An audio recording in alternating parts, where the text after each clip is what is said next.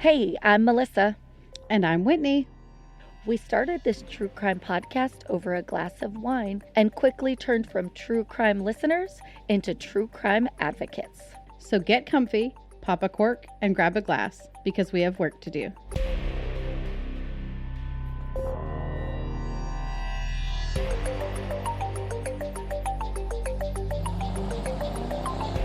This is Cults, Crimes, and Cabernet. Some content may be unsuitable for sensitive listeners. Discretion is advised. Happy Monday. And happy 2023. Eek! So exciting, and hopefully it is a great year with all crazy stuff behind us. Yes, let's hope for a more positive experience than the past couple of years have been. We just need a nice, calm year. So everyone just be nice and sweet to the new year, and maybe we'll get it. Maybe. Yeah. I will say the one good thing about 2023 is that we've got lots of exciting things coming up. We do. I just love that we have a podcast. I know, never in my life would I have picked this as my journey in life, but I'm gonna go with it. I like it. Same. It would not even have been a blip on the radar that this would be what we do. We're just gonna reflect on how far we've come. Exactly. That we're super proud of. And this year, what makes me even more proud is that we are going to be traveling overseas for a change. We're going to CrimeCon UK. Yes, and it's going to be here before we know it. I know. June is so far away, but it's not. It's literally around the corner. It's literally around the corner. It's going to be here so quick. Yep. You can still get tickets. Yes, it's going to be an amazing time. Cannot flip and wait. You could use code Cabernet23 for a discount on your ticket. And yeah. All right. What kind of wine do you got? For Christmas, my mom got me this bottle of Vineyard Block Estate 2021 Special Reserve. It is a Cabernet Sauvignon out of Oakville, Napa Valley. That's pretty good. I bet your mom did not get that at a gas station. If I know your mother. She did not. She got it from an actual wine store. Oh, love it. Love it. Yeah. All right. Let's get into your case. Okay. My case this week takes us back to Indianapolis, Indiana. And to be honest, I really slept on Indy. I was really impressed with the town when we visited last year. It is the most populated city in Indiana with just under 1 million people living there. Oh, wow. All throughout the city, they have beautiful bronze statues, and their downtown fountain is beyond stunning. I loved it when we were there. We were so impressed. I just remember walking in that downtown area, be like, who would have guessed that this was in Indiana? I mean, we really thought we were only going to see corn, to be honest. We did. And I don't even remember. We only saw corn like one time, if I'm not mistaken. Mm-hmm. And we saw soybeans, though. We did. Soybeans? A lot of them, because we didn't know what they were. Didn't. It is home to the world's largest children's museum also, and it is absolutely adorable. We drove past it a couple of times while we were there. Remember, it had all of the dinosaur sculptures outside where it was peeking in through the window and the building is kind of wonky to make room for the dinosaur sculptures. It was just freaking cute. I remember. I didn't realize that it was so big. We are known for our children's museums. I love going to children's museums. Mm-hmm. Also, Elvis Presley's last concert was performed in Indianapolis in 1977. Holy mackerel, you have some good facts today. Yes, I tried to search for something that I didn't know. In Indianapolis in 1973, Carmen Hope Van Huss was born. Her parents divorced when she was young, and her aunt and uncle raised her. Her aunt said that she loved animals and always brought home strays as a child, particularly stray cats. While she was a very smart young woman, school didn't suit her, and she dropped out of Lawrence Central High School as a teenager. Carmen was an artist, and while she was in school, she built a portfolio that her brother still keeps to this very day. Oh. After leaving public education, she gained her GED diploma and set out on her own as an adult. At 18, she moved out on her own, at first sharing an apartment with 3 other women, but eventually decided to live on her own. She got a studio apartment at the Turtle Creek North apartment complex off of Harcourt Road in October of 1992. March 22nd, 1993, Carmen, her younger brother, and her father were visiting her ill grandmother at the community hospital south. They were there past visiting hours and finally left around 10 p.m. Carmen drove her father and brother home, where her dad encouraged her to stay at his house. It was late, it was cold, and she had a 20-minute drive north to the other side of town to get back to her apartment. He just tried to convince her to stay. Yeah, most dads would be like, "Hey, the weather, it's getting a little froggy, don't go anywhere." And it's late, you're probably tired. It's a Mhm. decent drive, knows that accidents happen within like a mile of your home. So he was just trying to look out for her. But Carmen, being a responsible adult, said that she needed to get back to her apartment. She had a shift the following morning at Pizza Hut, where she had been working for several months, and she needed to wash her uniform before she went in for her shift. To me, that screams responsibility. Same. I don't know any teenager that's like, you know what, I've really got to get my laundry together before I can do anything. Mhm. Most would not. I'd be like, "Hey, what are you making for dinner, Dad?" Because that's gonna be the deciding factor if I stay or not. Exactly. Carmen made it home around 11 p.m. when neighbors in the apartment complex heard her walking up the few flights of stairs to her apartment with an unknown male. Mm. They could hear them talking, laughing, seemingly being friendly. A few hours later, a neighbor hears a bit of a scuffle, and one person said that they heard Carmen yell, get off me," around 1:30 in the morning. They also heard someone leaving the apartment and running down the hallway in a bit of a haste. The neighbor called in a noise complaint to the building superintendent, and management just left a note on the door reminding Carmen to keep it down during quiet hours. But no one called the authorities. Mm. March 23rd of 1993, Carmen did not show up for her scheduled shift or call in. This was very out of character for Carmen. She was always punctual and rarely called in unless she truly had an emergency. When she didn't show up for her next shift on March 24th, the manager began to get even more worried. They pulled the emergency contact information from Carmen's employment paperwork and called Carmen's father. Knowing that Carmen not showing up was out of character, her father, James, called Carmen's phone a few times, but all went unanswered. Panic set in, and James drove over to his daughter's apartment. He saw Carmen's car parked in the parking lot, and when he arrived at Carmen's door, he noticed the noise complaint that was taped to her door. He knocks, no one answers, so he tries the doorknob. He opened the unlocked door and saw some food on the table from a fast food restaurant, along with a few beer bottles sitting in the kitchen area. Again, it's a studio apartment, so everything's kind of out in the open. There's just designated areas for a kitchen, a dining table, sleeping area, typical studio apartment. Yeah, all just like one big room with where you can hmm see everything. James' worst fears were confirmed when he found his daughter's lifeless and partially nude body in the bedroom area of the apartment.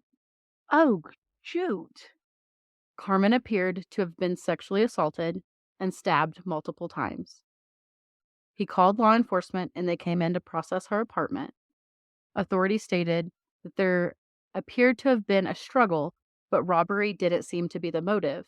Most items were still present, even given the household being a mess. That has to be the absolute worst thing for a parent to come in and just see their child in that state. Oh my gosh. I can guarantee it's an image that he'll never forget.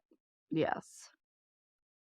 The CSI team processed the apartment, gathering evidence from the fast food wrappers to the beer bottles, clothing, everything they could possibly get. The coroner would confirm later that Carmen had been raped and her manner of death was homicide by stabbing. Authorities also believe that whoever murdered 19-year-old Carmen was an acquaintance or someone she knew, based on neighbors' statements. Everything sounded friendly at the beginning. They were eating together, having a few drinks. It doesn't seem likely that it was just a stranger she picked up in the hallway or, on the side of the street. It had to have been someone she had some sort of relationship with. Yeah, exactly. But hopefully, with all of that, they were able to get some type of DNA.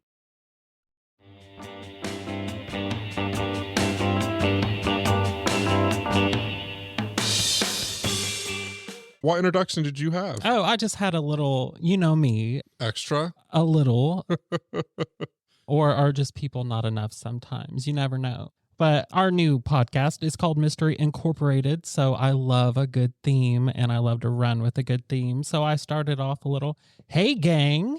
You like that? This is the maiden voyage of our new podcast, Mystery Incorporated, the podcast where we will learn all about foul, rotten, and mysterious people, places, and things in our world.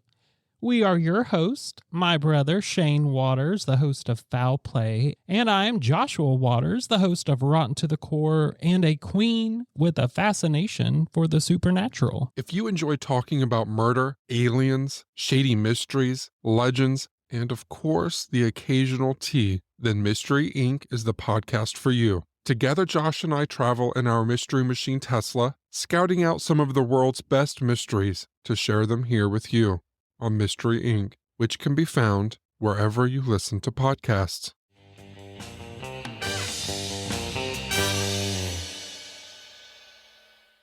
This led investigators to interview many people: neighbors, coworkers, previous roommates, ex-boyfriends, current boyfriends, anyone that may have known Carmen. Police even put a plea out to the public asking for anyone who had seen Carmen that evening, particularly between 10 p.m. and 11 p.m., to come forward. All of her previous boyfriends would be excluded from the persons of interest list, eventually verified through DNA testing. The amount of evidence collected inside Carmen's appointment is astonishing, especially for the early 90s. They should have fingerprints on beer bottles, the food, doorknobs, where the murderer left. She was stabbed multiple times, but they found no murder weapon, and it's very likely that the murderer was covered in blood. Yet no one saw this person leaving the complex. And the fact that they heard them walking up the stairs when they probably weren't in a hurry or anything like that, and the fact that they didn't hear them walking away is weird. They heard someone hastily walk down the hallway, leaving the apartment, but no one opened the door to check. To look. Okay. To me, if I hear someone screaming, get off me, some sort of struggle, and then someone running down the hallway, I'd be calling the police and opening the door to try to get a look at this person so I have some sort of statement to give police. But that might just be given our line of work that I'm going to try to gather as much information as I can. Knowing me, I'd probably chase him out the street with my phone. In the 90s, they didn't have cell phones then, so you were connected to a cord on the wall. And I'm just nosy. I want to know what's going on. Hey, these are my neighbors. I'm sure they probably seen her in passing, know who she is. I'd be like, what's going on? Does she have a new boyfriend? Is her boyfriend not a nice guy? That kind of thing. The DNA that was collected was sent off for testing, but it seems as though the crime lab made a huge and costly mistake when sending samples. They did not send the correct ones. They sent Carmen's DNA. So when the results came back stating the assailant's DNA was of a white woman of European descent, investigators were confused. This was a huge wall in Carmen's case. Investigations came to a screeching halt because the department stated they did not have the funds to resend the correct DNA for testing because the first round cost the department $1,600. I feel like different departments, especially small town areas, they should be able to fundraise for that money. There are people out there that would give money to get this DNA tested. If they just let us know what they need, we can make it happen. What an interesting comment. Because Detective Sergeant William Carter started a GoFundMe in 2015 to help cover the cost of this new specialty DNA testing. Oh my God. Well, I'm proud of him for asking for help. Originally, the goal was to cover just under $1,000, which was the cost of the test to search for genetic markers that could reduce the suspect pool. It's one of those, and I should have wrote down the term, but I didn't. It's not genealogy, but it's geographical, so it tells you where they were raised based off of their DNA. Okay. Do you know what I'm talking about? I do. Okay. I can't remember the name of it. I don't know the name either, but yes. It quickly grew to $1,200 in just over a day thanks to social media. Yes. Detective Carter was going to take the money to pay for the test and then add any additional funds to the Crime Stoppers reward for information leading to the arrest of Carmen's murder. At that time, it sat at a $1,000 reward for any information. So any above and beyond the cost of the test, he wanted to add to that reward. Now, this is where the drama with the Indianapolis Police Department begins. There were many reports stating that the IMPD had removed Detective Carter from the case. Her family had been told that Carter had been pulled from the case, and this caused uproar in the community. A petition was circled, and it quickly gained hundreds of signatures. It created such a buzz that the Indianapolis Police Department had to hold a press conference saying that the statement of Carter being removed from the case was just a misunderstanding. The chief at the time claimed that Carter was never removed from the case because it wasn't officially assigned to him to begin with. Detective Carter had merely volunteered to assist the primary detectives on the case. So, heaven forbid he go out of his way to help solve this young woman's murder.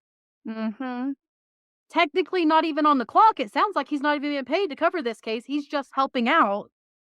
And where are the detectives that are actually on the case? What are they doing all this time? Why is he the one that seems to be, like you said, the constant, or the one that's trying different angles to get this solved? Where are they? Seems a good question to ask because I couldn't find anything about what they were doing. The chief went on to discuss how the money raised through the GoFundMe page would not be kept by the department and that the money will be refunded to anyone who donated. I was figuring they were going to say that. This chief went out of his way to deny this family answers, in my opinion. I'm right there with you. I mean, I'm sure there's some kind of policy in place, but about accepting funds, I'm sure. But there should be a loophole if, hey, the family raises it, can the family give money? And I know it's like, just because you have the money doesn't mean that your case should go in front of other people's cases. Sure. However, sometimes if you have the money and you have the DNA, just do it and worry about everything else later. I also don't think this is jumping the line in anything because they were taking this money to do this specialty DNA testing. It wasn't like it's waiting for the crime lab to jump in front of other cases that need to be in there. This is for a specific specialty testing on the side that doesn't necessarily have to bog down the crime lab. So in my mind, This is a completely different scenario. Yeah. And a lot of cases, they don't even have DNA. So there is no waiting for those. This is something viable where you can close this one so you could start putting your resources to something else. Let's at least get the one, like, to me, it's like making a to-do list. You check off the ones that you actually are able to do and then go back to the ones that may be a little bit more difficult. This is ridiculous that they wouldn't allow this. Yes. It has been almost 30 years since Carmen was murdered.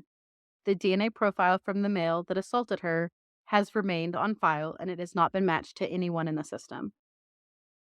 I listened to Nina Instead's coverage of Carmen's case on her podcast Already Gone, which led me to a Reddit thread that she had posted 4 years ago when she covered the story. The son of the man that Carmen was dating at the time commented on the thread that his father was considered a suspect for a bit, but no evidence found him of being the killer.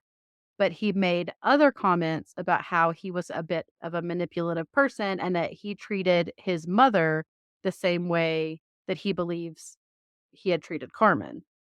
That he was abusive, that he was manipulative, and that police should maybe relook into that. Nina encouraged him to go to the police, and I am also imploring him to do so. You don't know if any information you could have may be the one piece that they need to make an arrest. If you have any information about the murder of Carmen Hope Van Huss, please contact Detective Lieutenant William Carter at 317-327-1270 by email at william.carter@indy.gov, or you can contact FBI VICAP at 800-634-4097 or by email at vicap@fbi.gov.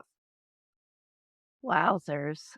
The fact that they had so much evidence and 30 years later, nothing has been done blows my mind. So I'm assuming that special DNA testing never happened, even though it was $1,000. Nope. Do you know what people spend $1,000 on? Nothing. Garbage. And we can't get this. Oh, this is I'm okay. Knowing that it could have been solved Yes. even in 2015. They could have had some sort of answers. They could have known a little bit more about the person that assaulted her, Yeah, because this person's still on the street. doing who knows what to who knows who. Yeah, exactly. Just by listening to our content, you too are advocating for justice for these families. Thank you for making a difference in their lives as well. We want to share a few ways you can support us to continue our mission. You can become a Patreon subscriber for as little as $1 per month, or a simple rate and review on your favorite podcast platform helps us get in front of someone who may know something. We will continue traveling state by state, seeking justice, because we will be there no matter where, no matter who.